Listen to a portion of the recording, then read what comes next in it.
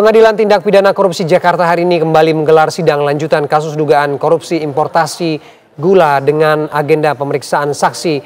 Informasi selengkapnya kita bergabung dengan rekan Aurelia Zafira. Selamat siang Aurel. Aurel, bagaimana jalannya pemeriksaan saksi hari ini?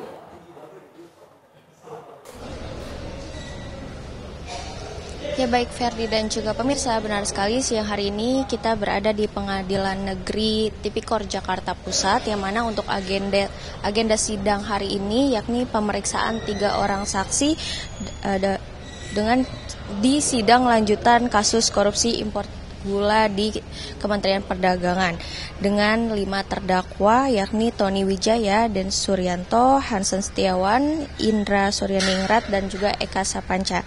Dan untuk sidang sendiri pemirsa ini sudah dimulai pukul 11:04 siang waktu Indonesia Barat, yang mana tim kuasa hukum dari 5 orang terdakwa juga meminta sidang hari ini untuk ditunda setidaknya 1 minggu untuk Jaksa Agung memikirkan tentang permohonan kepada Jaksa Agung untuk mencabut dan menghentikan perkara.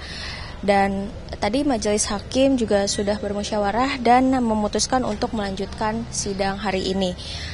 Tapi pagi tadi tim kuasa hukum dari 8 orang terdakwa tindak pidana korupsi impor gula pagi tadi mengundang media untuk membahas terkait sikap tim kuasa hukum dari para importir setelah terbit keputusan Presiden nomor 18 tahun 2025 tentang pemberian abolisi kepada Tom Lembong, yang mana Hotman Paris yang merupakan merupakan kuasa hukum dari Tony Wijaya mewakili 8 orang kuasa hukum importir beras swasta lainnya untuk memohon kepada Jaksa Agung dan juga Jaksa Penuntut Umum untuk mencabut dan juga menghentikan perkara tersebut, karena di dalam keputusan Presiden nomor 18 tentang abolisi menyebutkan tentang menghentikan semua proses hukum yakni sidang kasus impor gula dan akibat hukumnya.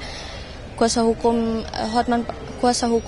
kuasa hukum juga ingin mengajukan permohonan kepada Jaksa Agung untuk mensukseskan keputusan Presiden tentang abolisi, menghentikan dan juga mencoret perkara dari daftar buku perkara. Yang mana tim penasihat hukum juga mengatakan dalam surat dakwaan yang mana pelaku utama adalah Tom Lembong dan klien mereka hanyalah pelaksana tugas. Sementara untuk sidang sendiri ini masih berlangsung,